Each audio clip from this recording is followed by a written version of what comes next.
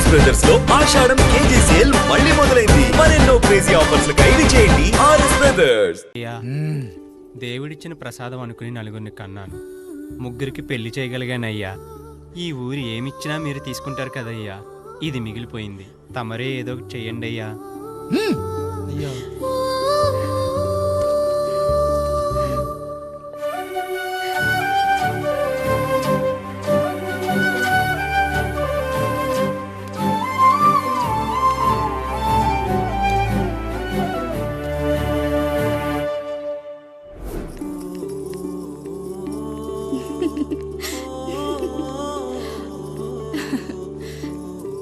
ఈ ఇల్లు, ఆస్తి, ఇంత గొప్ప భర్త, పిల్లలు, చాలా ఆనందంగా ఉందండి. కానీ నాకు ఒకటే లోటు, మన తర్వాత మన పిల్లల్ని చూసుకోవడానికి వీళ్ళకొక అన్నయ్య కావాలండి. అచ్చం మీ పోలికలతో వీళ్ళకొక అన్నయ్యని కందామండి. నువ్వు అడిగితే కాదనగలనా?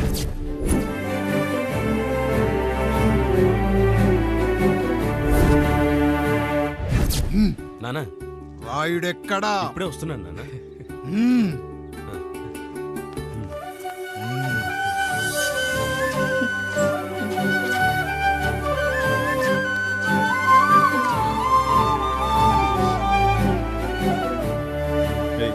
చూడరా, మీ అన్నం మీద పగ తీర్చుకోవడానికి నీకు ఇదే సరైన సమయం. పర్లేదంటావా? ఏం పర్వాలేదు. అయ్యా, ఎరా రంగా, ఏం కావాలో అడగరా. నీకంటూ ఏమి ఇవ్వలేదు, నువ్వు ఏమి అడగలేదు, చెప్పరా. మా అన్నకు నాకు పడట్లేదయ్యా. తోడ పుట్టినవాడని చాలా సహించాను. అడ్డమైన దానాలు చేసి ఆస్తి మొత్తం పోగొట్టాడు. ఇప్పుడేం కావాలరా? కొద్దిగా ఈ కత్తి తీసుకొని వాడిని చంపి పెట్టండి అయ్యా.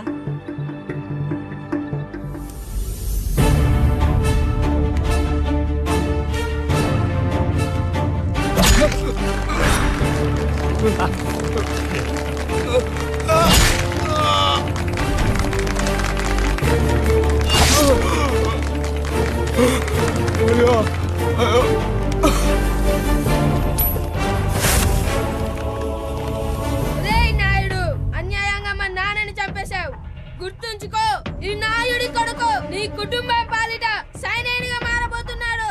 నిన్ను, నీ కొడుకుని, ఆడికి పుట్టబోయే కొడుకుని అందరినీ లేపేస్తా.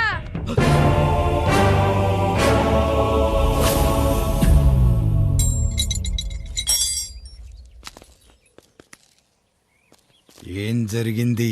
మీరు హత్య చేసినట్టు ఇప్పుడే సమాచారం అందింది.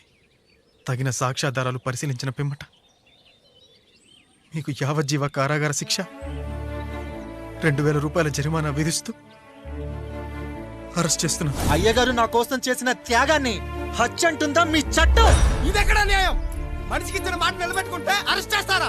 ఏ దేశంలో ఉంది చట్టం? నన్ను ఏం చేయమంటారు రాయుడు గారు? 9వ తరగతి చదివి ఊర్లో గాలికి తిరుగుతున్నా నన్ను మీ మనిషి ఒకడు పోలీస్ స్టేషన్లో ఉండాలని నన్ను ఎస్ఐ చేశారు. సాటి మనిషిని స్వేచ్ఛగా హత్య చేసుకోలేని దౌర్భాగ్య స్థితిలో బతుకుతున్నాం మనం. మీరు చేసిన ఈ గొప్ప పనిని అర్థం చేసుకునే సంస్కారం, విజ్ఞత, విజ్ఞానం మాకు లేవు సార్, మాకు లేవు.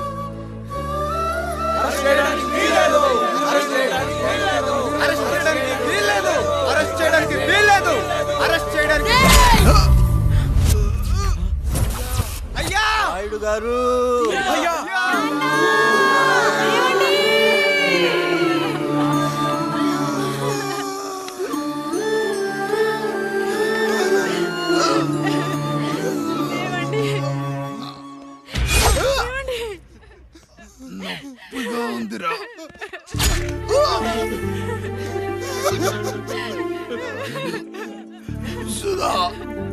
నేను లేకుండా ఎలా ఉండగా?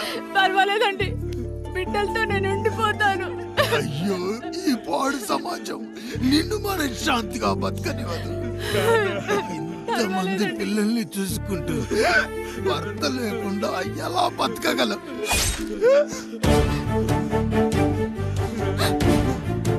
వద్దండి.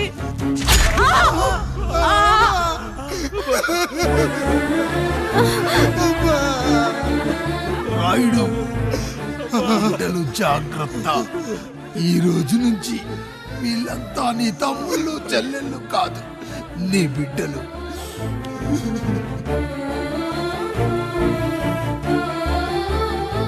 ఎక్కడికి వెళ్ళనురా. నీ కష్టం వస్తే ఒక్కసారి నాన్న అని పిలవరా. ఆ సమాధిలోంచి అయినా లేచొస్తా.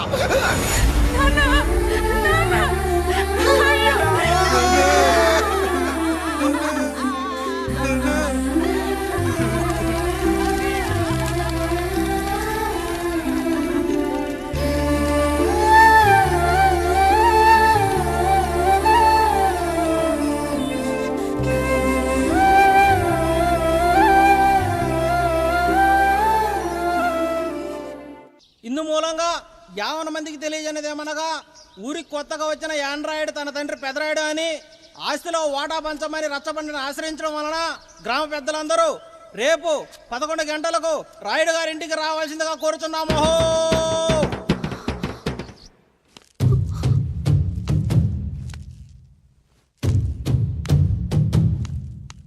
ఎందుకొచ్చారు?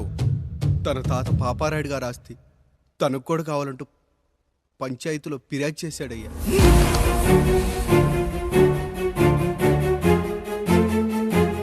మస్తా గారు, ఆ దస్తావేజులు ఇవ్వండి. అయ్యా, మరి మా సంగతి ఏంటి? అడగరేంటి? అవునన్నయ్యా. ఈరోజు మీ పన్మేష్ కొడుకొచ్చాడు, రేపు ఆ పాలదం కూతురు వస్తుంది. ఇలా వచ్చినోళ్ళంతా మీ సంతానమేని తెలిసాక అదిగో ఆ కాముడు చెప్పినట్టు మా ఆయన వాటా కిందో బాత్రూము, నాకో సబ్బు బిల్ల, నా పుట్టబోయే బిడ్డకో బొట్టు బిల్ల, ఇదే మిగులుతుంది. అయినా ఊరి జనాభా కన్నా అన్నయ్య పిల్లల సంఖ్య ఎక్కువైపోతుంది. వాళ్ళందరూ ఇంటి మీదకి వచ్చే లోపు మా ఆస్తి మాకు ఇచ్చేస్తే మా బతుకులు మేము బతికేస్తాంగా. అవునన్నయ్య, మా ఆస్తి మాకు కావాలంతే. ఎవరిని పట్టుకుని ఏం మాట్లాడుతున్నారయ్యా? ఉన్నప్పటి నుంచి ఆయన మిమ్మల్ని సాగుతూ ఉన్నారు. ఈరోజు పెరిగి పండయ్యాక మా దారి మేము చూసుకుంటా అనడం న్యాయం కాదయ్యా, న్యాయం కాదు. ఏ ఆయన నీకో కొడుకునిచ్చాడా? వాడి పేరేంటి? ఐఫోనా? ఎరా, ఆస్తి కావాలా? 4 బ్రష్లతో తోముకుంటే ఎక్కడ విడిపోతామో అని నా బ్రష్ టూత్ పేస్ట్ నీకు త్యాగం చేసినప్పుడు అప్పుడు అడగాల్సిందిరా అన్నయ్య ఆస్తి కావాలి అని. ఏరా, నేను వాడిపారేసిన లంగోటాలు మార్చి మార్చి చొక్కాలు చేతిగుడ్డలుగా వాడారే, అప్పుడు అడగాల్సిందిరా అన్నయ్య ఆస్తి పంచు అని. నువ్వు 6 నెలల పసిగందుగా ఉన్నప్పుడు పాల కోసం ఏడుస్తుంటే నిన్ను తీసుకెళ్లి పశుల దొడ్లో కట్టేశానే, అప్పుడు అడగాల్సిందిరా అన్నయ్య నాకు ఆస్తి కావాలి. మా తండ్రి గారు పాపారాయుడు పోలికలు నాకు, నా పోలికలు ఆండ్రాయిడ్కి. అసలు మా కుటుంబంలో ఏ పోలికలు లేని మీకు ఎందుకు ఇవ్వాలరా ఆస్తి? ఆస్తి లేదు, గీస్తి లేదు. Get out, get out, get out, get out, get out, get out అని నేను అనొచ్చు, కానీ అనగలనట్రా? అనలేను. ఎందుకంటే మీరంతా నా తమ్ముళ్ళు, నా చెల్లెళ్ళు. రక్తం తాగిన దోమ కూడా వెళ్ళేటప్పుడు కృతజ్ఞతగా ఏ మలేరియానో టైఫాయిడో వదిలి వెళ్తుంది. కానీ రక్తం పంచుకొని పుట్టిన మీరు ఈ అన్నయ్య కోసం ఆస్తి కూడా వదల్లేకపోతున్నారు కదరా. గుమస్తా గారు, నా యావదాస్తి నా తమ్ముళ్లకు, చెల్లెళ్లకు వాళ్ళ పేర్ల మీద రాయండి. నాకు చిల్లి గవ్వ కూడా అక్కర్లేదు. ఇక ఈ ఇంటికి నాకు ఎటువంటి సంబంధం లేదు. లక్ష్మి, సావిత్రి, మీ చీరలు విప్పేయండి. ఇక్కడికి వచ్చేటప్పుడు ఏ చీరలు కట్టుకున్నారో వెళ్ళేటప్పుడు కూడా అదే చీరలు కట్టుకోండి. వెళ్ళిపోదాం. దస్తావేజులు తీసుకురండి.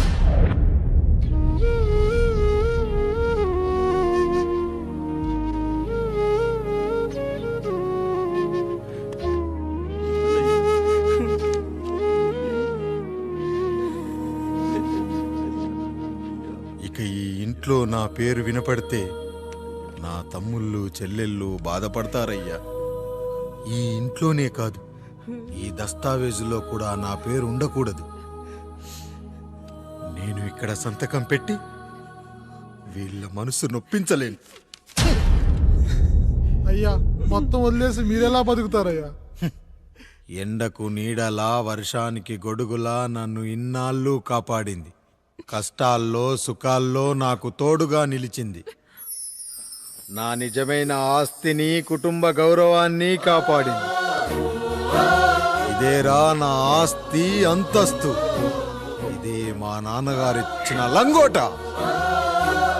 బంగారం లాంటి తమ్ముళ్ళే లేనప్పుడు నాకు మాత్రం ఈ బట్టలెందుకురా? వెతికిన దొరకదే రూపం, అరి పిలిచిన పలకదే ప్రాణం. వెతికా నువ్వు నడిచిన దారుల్లో, బ్రతికే నువ్వు విడిచిన శ్వాసల్లో. హో నీడనడిగా గాలినడిగా ఎక్కడని నా ప్రాణం. ఏరునడిగా ఊరునడిగా ఎందుకని మౌనం. బాధనను విడువనని తడిమినది వెంటపడి.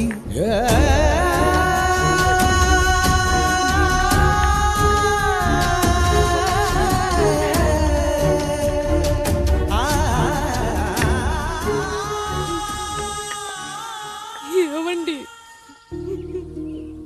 పప్పులో మీ చెమట పడుతుందండి. ఇడ్లీలో 2 చెంచాల ఉప్పు తగ్గించు లక్ష్మి. ఎలాగో మనం పేదోళ్ళమే కదా, కనీసం ఉప్పు ఖర్చైనా తగ్గుతుందనుకో.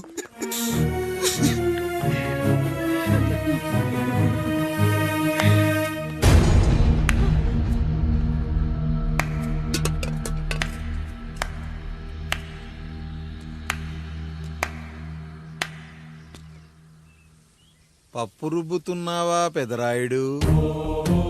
ఎవడికైనా చేసిన పాపం పండుతుంది అంటారు. నీకు మాత్రం అదిగో అలా పిండయింది. అరే రే రే రే రే, చేతి నిండా భార్యలు, ఇంటి నిండా బంధువులు, బీరువా నిండా డబ్బులు, ఊరి నిండా జనాలు. ఏరి ఎక్కడ? ఇంటర్వెల్ ముందు ఇంటర్ చదివే కుర్రాడు ఏదో ఆవేశంగా డైలాగులు చెప్పాడు. సెకండ్ హాఫ్ కు మర్చిపోతాడు అనుకున్నావు కదూ? మర్చిపోవడానికి నువ్వు నాకిచ్చింది అప్పు కాదు, ద్రోహం.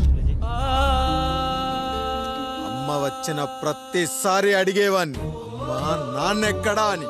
నీ గురించి తెలిసాక నీ ముందుకొచ్చా, నీ బ్రతుకుని ఇక్కడి దాకా తీసుకొచ్చా. పిక్చర్ అభి బాకీ హే మేరా పితాజీ. నిన్నిలాగే వదిలేస్తే ఈ ఆండ్రాయిడ్ తో వదలవు. సామ్సంగ్లు, హెచ్టీసీలు, లెనోవాలు అంటూ కనిపారేస్తూ మా అమ్మ లాంటోళ్ళ కోసం తిరుగుతూనే ఉంటావు.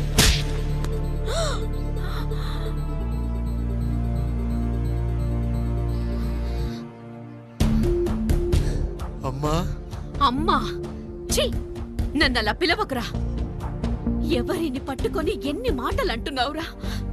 రాయికి వరమిచ్చిన రాముడు దేవుడైతే, ద్రౌపదికి చీరిచిన కృష్ణుడు దేవుడైతే, నాకు తన సంతోషం. పొద్దున లేచిన దగ్గర నుంచి తల్లిదండ్రుల పనులు, పెళ్ళాం ముద్దు ముచ్చట తీర్చట్లేదని తల్లిదండ్రులను వృద్ధాశ్రమంలో చేరిస్తే తను తన భర్త సంతోషంగా ఉంటామని వీరిగాడి భార్య సావిత్రి రచ్చబండి ఫిర్యాదు చేసిందయ్యా. చూడమ్మా, ప్రతి స్త్రీ జీవితం 3 ఆకులతో ముడిపడి ఉంటుంది. పెళ్లిల్లో మావిడాకులు, శోభనం గదిలో తమలపాకులు, ఆ తర్వాత భర్తతో విడాకులు. మావిడాకులు గుమ్మానికి కట్టొచ్చు, తమలపాకులతో కిల్లీలు కట్టొచ్చు, కానీ విడాకులతో కాపురాలను కట్టలేమమ్మా, కట్టలేం. నన్నేం చేయమంటారు? నాకంటూ కోరికలుండవా? భర్తతో సరదాగా ఒక్కదాన్నే గొడవ పడాలని, ఆయన కష్టపడి అలిసొస్తే పక్కింటి వాళ్ళ కబుర్లన్నీ చెప్పాలని, వచ్చిన జీతం మొత్తం చేతికిచ్చాక నేనే 10ో 12కో చేతిలో పెడితే ఆయన కళ్ళల్లో ఆనందం చూడాలని నాకనిపించదా? ఎంతసేపు అమ్మా నాన్న అంటూ వాళ్ళ కొంగు పట్టుకుని తిరగడమే తప్ప నా పైట పట్టుకుని తిరిగిందే లేదు. నాకు విడాకులొద్దు, నా భర్త నాకు కావాలి.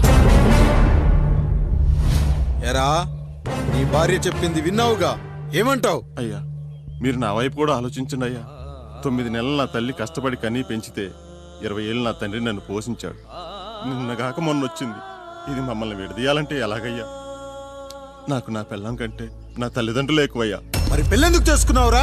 అక్కుల్లో పనికెళ్తుంటే అక్కడ మెస్ భోజనం పడట్లేదయ్యా. ఇల్లామంటే పని మనిషి అనుకుంటున్నావారా? అసలేమనుకుంటున్నావురా? ఆడదంటే నీకంటే చిన్నదవుతే చెల్లవుతుంది. పెద్ద అప్పుడే తెలుసుకున్నానయ్యా. నా తల్లిదండ్రులు నేను వదిలేస్తానయ్యా. నా పిల్లల్ని నాకు ఇప్పించుండయ్యా. నువ్వు తప్పు మీద తప్పు చేస్తున్నావు. నీ భార్యను తిరిగి ఏలుకోవడానికి నీకు హక్కు లేదు. ఈ రాయుడు తీర్పిస్తున్నాడు.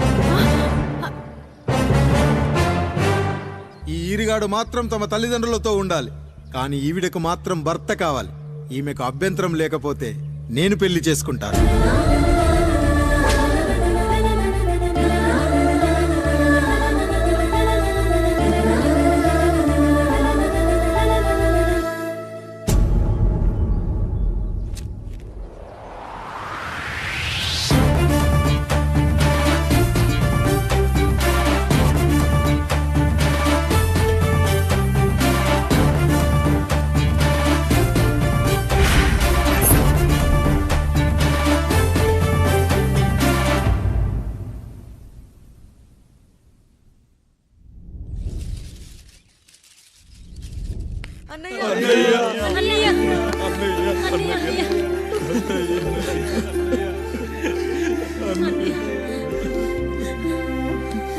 రాత్రి చాలా భయం వేసిందనయ్యా.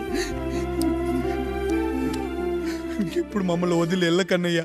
రాత్రే కదరా మనం అందరం కలిసి పడుకున్నాం. ఎప్పుడో రాత్రి చూసామన్నయ్య. నిన్ను చూడకుండా ఒక్క అరగంట కూడా ఉండలేకపోతున్నా. నిన్ను చూసి చాలా రోజులైనట్టుంది అన్నయ్య. రాత్రంతా ఎక్కడికి వెళ్ళావన్నయ్య? అసలు ఎక్కడికి వెళ్ళారండి? ఇంట్లో దోమలు కుడుతున్నాయని అలా పక్కనే ఉన్న గడ్డివాం దగ్గర పడుకున్నా. మన రత్తాలు వాళ్ళ ఆయన ఊళ్ళో లేడంది. సరే అని తను తోడుగా తీసుకెళ్ళా.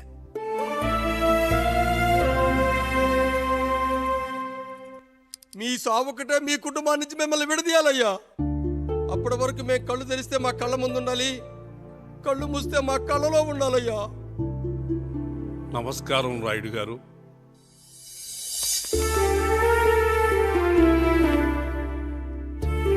నమస్తే. ఏం జడ్జి గారు ఎప్పుడొచ్చారు? ఇప్పుడే. రాయుడు గారు, మీ కుటుంబం గురించి వినడమే గాని ఇప్పుడే చూస్తున్నాను.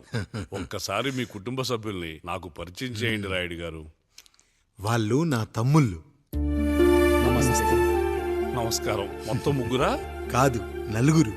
వాడు వేరే షూట్లో ఉన్నాడు. వీళ్ళు నా చెల్లెళ్ళు. నమస్కారం తల్లి. వీళ్ళు నా భార్యలు. నమస్కారం అమ్మా. వీళ్ళు నా బంధువులు. నమస్కారం. నా జీవితంలో ఎంతో ముఖ్యమైన, ఇష్టమైన, ప్రాణమైన మరో మనిషిని మీకు పరిచయం చేయాలి. ఆవిడే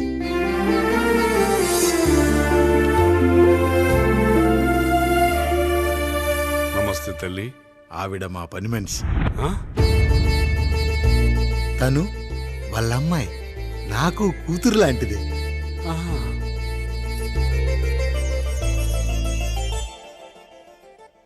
ఆ ఫోటోలోని వ్యక్తి ఎవరమ్మా? మీ ఆయన?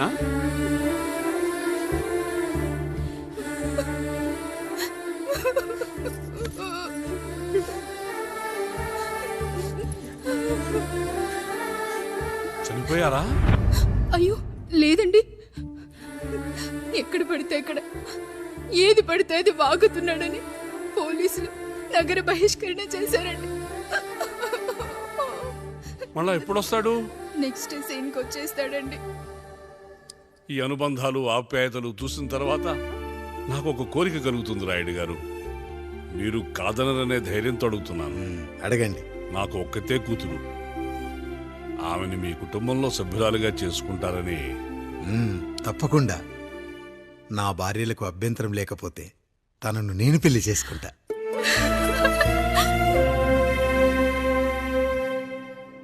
అయ్యో, మీరు పొరపాటుగా అర్థం చేసుకున్నారు.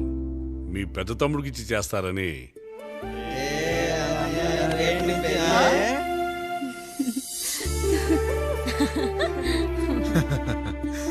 తప్పకుండా తప్పకుండా ఒక మంచి రోజు చూసుకొని మీ ఇంటికి అమ్మాయిని చూసుకోవడానికి వస్తాం. ధన్యుణ్ణి రాయుడు గారు, ధన్యుణ్ణి. రండి రండి రాయుడు గారు. మీలాంటి పెద్దలు మా ఇంటికి వచ్చి మా అమ్మాయిని మీ కోడలుగా చేసుకోవటం. ఇంకా రాయుడు గారు ఏంటి బావగారు? బావగారు అని పిలవండి. సంతోషం. రండమ్మా. త్వరగా అమ్మాయిని పిలిపించండి. మా వాడు అసలే ఆగలేకపోతున్నాడు. మా వాడు చిన్నప్పటి నుంచి అంతేనండి. కక్కొచ్చినా ఏమొచ్చినా ఆపుకోలేడు.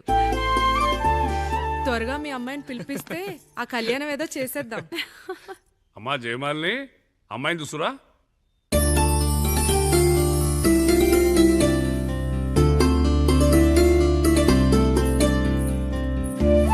కూర్చోమ్మా. నువ్వు కూడా అబ్బాయిని చూడమ్మా.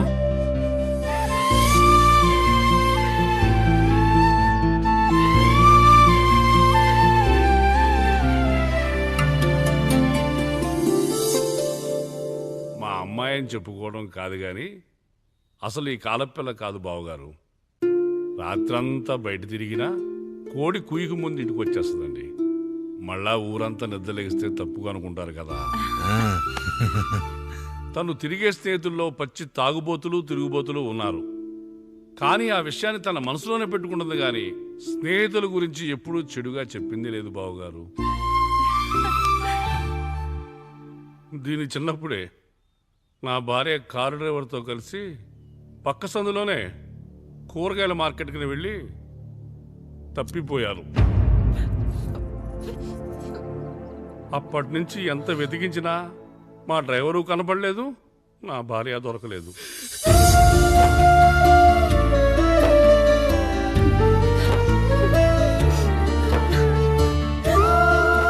అమ్మ నాకు చాలా ప్రేమ పంచింది నాన్న, అది ఊరంతా పంచుతానంటుంది నా బిడ్డ. నేను కాదనలేదు. అలాంటి నా కూతురు ఇవాళ మీ కోడలవటం నిజంగా నా అదృష్టం బావగారు. ఈ రోజు నుంచి మీ అమ్మాయి మా ఇంటి బిడ్డ. అమ్మాయి నచ్చిందా బాబు? నచ్చిందా?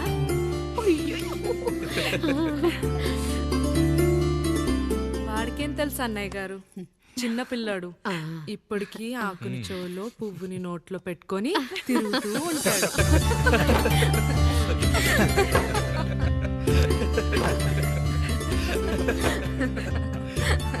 ఇంకంత శుభం అన్నమాట. ఇక తాంబూలవి మార్చుకుందాం. ఒక నిమిషం ఆగి, నేను చెప్పేది ఛీ! ఒకసారి నా మాట వదులు. నేను ఈ చెప్పేది ఇంట్లో నేను ఒక్క క్షణం కూడా ఉండను. ప్లీజ్. అమ్మా శారదా, పెద్దవాళ్ళు వచ్చారమ్మా, మనల్ని చూస్తున్నారు. అమ్మాయికి పెళ్లి చూపులమ్మా. ఈ టైంలో నువ్వు ఇలా అలర్ట్ చేస్తే దాని జీవితం నాశనం అవుతుంది తల్లి. లోపలికి వెళ్ళు, తాత మాట్లాడదాం. ఇక్కడ మీ కోడలు కాపురం కాలిపోతుంటే మీరు ఆ మంటల్లో మీ కూతురు పెళ్లికి కాఫీలు పెట్టిస్తున్నారా? ఈ ఇంట్లో నేను ఇంకొక క్షణం కూడా ఉండను. ఒక్క నిమిషం తల్లి, అసలు ఏం జరిగిందో నాకు చెప్పమ్మా. ఈయన మంచోడని 6 నెలల క్రితం నాకు పెళ్లి చేశారు. మొదట్లో బాగానే ఉన్నాడు, ఆ తర్వాత ఒక రోజు మందు కొట్టాడు.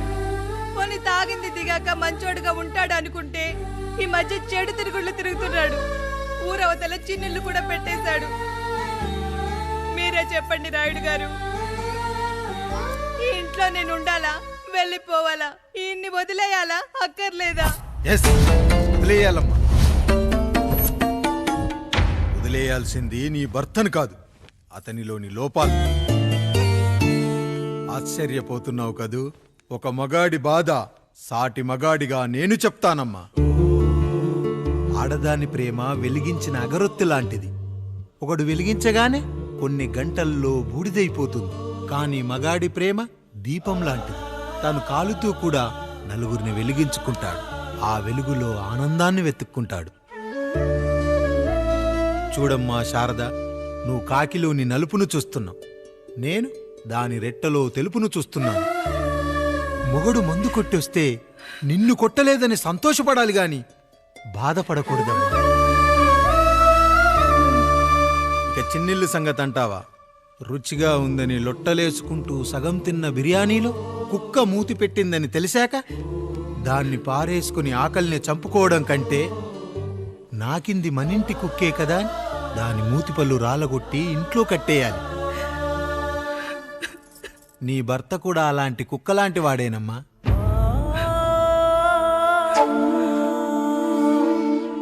ఆడదానికి వయసొచ్చాక 3 ముళ్ళేసుకొని 90 ఏళ్ల జీవితం గురించి కలలు కంటుంది. అదే మగాడు 3 ముక్కలాడి 90 ml మందేయాలని కలలు కంటాడు. హౌస్లోనికి హౌస్ కీపింగ్కి తేడా తెలియని అమాయకపు జాతి అమ్మా మా మగజాతి. పండగ పూట తినే పాయసం రుచి గురించి మీకు తెలిసి ఉండొచ్చు. కానీ గరళం కంటే చేదుగా ఉన్న బ్రాందీని కక్కలేక మింగలేక తాగే ఆ బాధ ఒక్క మగాళ్లకు మాత్రమే తెలుస్తుంది. కష్టాల్లో ఓదార్చిన మందును సుఖాల్లో మర్చిపోకూడదని తాగడమే కాని మాకు మాత్రం తాగాలని ఆశుంటుందా తల్లి? చివరిగా ఒక్క మాట, కష్టాలు పొంగల్లో మిరియాల్లా మనకే వస్తాయి, కానీ సంతోషాలు ఉప్మాలో జీడిపప్పులా పక్కనోడుతో ఉంటాయి. ఎదుటివాడి ఉప్మాలో కూడా పనికిరాని కరివేపాకుంటుందని సర్దుకుపోవడమే జీవితమమ్మా. రాయుడు గారు, నన్ను క్షమించండి. రాయుడు గారు, నన్ను క్షమించండి. నా తప్పు నేను తెలుసుకున్నాను. ఈ రోజు నా ఇద్దరి బిడ్డల జీవితాన్ని కాపాడారు రాయుడు గారు. ఈ శుభ కార్యక్రమాన్ని కూడా మీరే జరిపించండి. తప్పకుండా.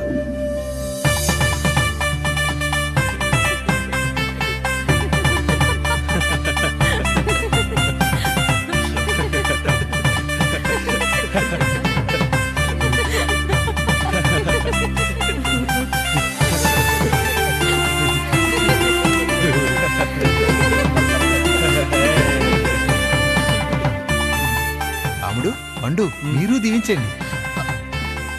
మేము దీవించండి.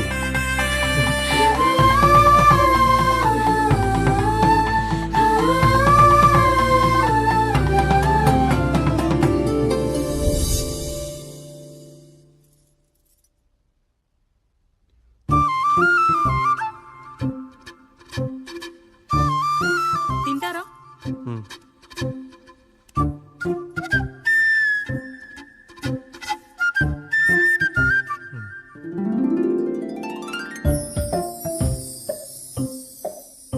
ఫస్ట్ టైమా?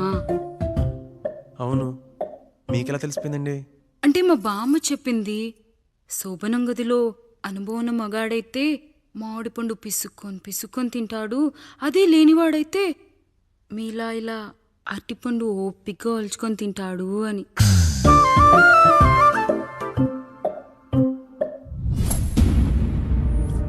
ఏంటవి? అవేంటో తెలీదా? ఫ్రెండ్స్కి పెళ్ళని చెప్తే హ్యాపీ బర్త్డే అనుకొని బెలూన్స్ ఇచ్చారు. ఫీల్ అవుతారు కదా అని 4 అక్కడ కట్టాను.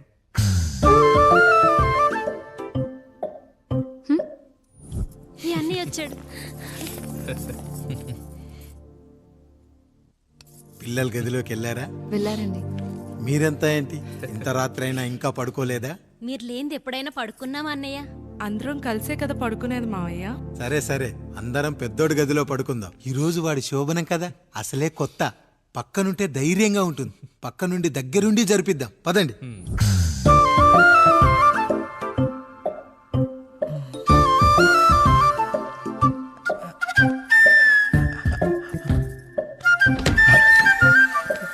కానివ్వండి రా, కానివ్వండి కానివ్వండి. మీరేంటి మావయ్య ఇక్కడ పడుకుంటున్నారు?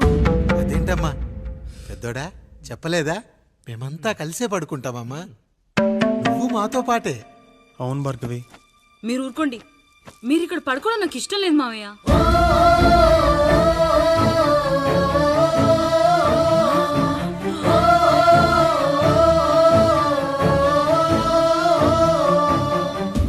అదేంటమ్మా అలా అంటావు?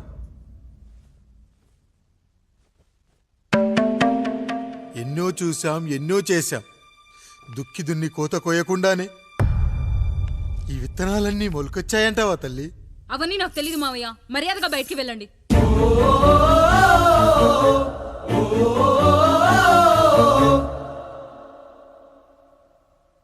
కనీసం ఆ మూలనైనా పడుకుంటామమ్మా. నువ్వైనా చెప్పరా పెద్దోడా? అంటే తను ఇబ్బంది పడుతుంది కదా నాన్న.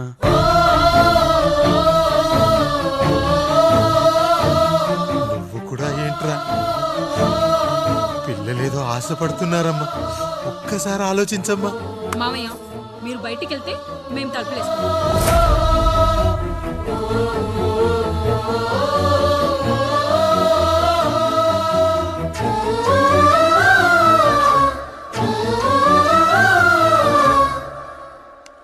వేసుకోండి అమ్మా, వేసుకోండి.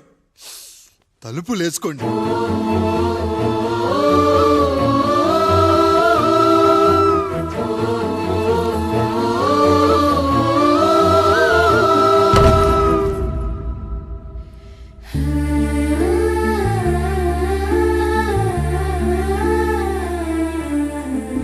రాయుడు, బిడ్డలు జాగ్రత్త. ఈ రోజు నుంచి వీళ్ళంతా నీ తమ్ముళ్ళు చెల్లెళ్ళు కాదు, నీ బిడ్డలు.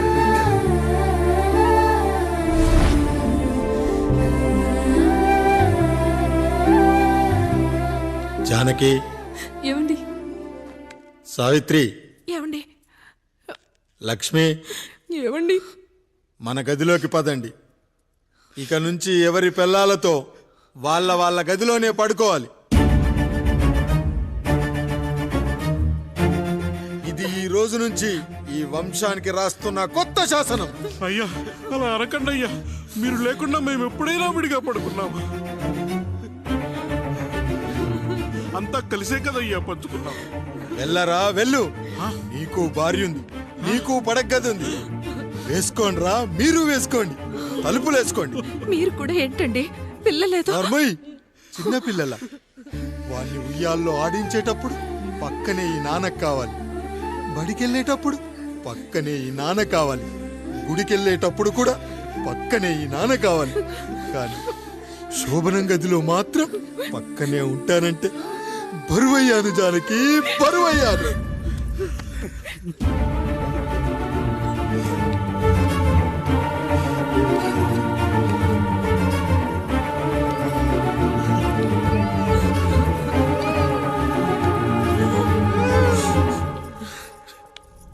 ఏంటండి ఇంకా అదే ఆలోచిస్తున్నారా?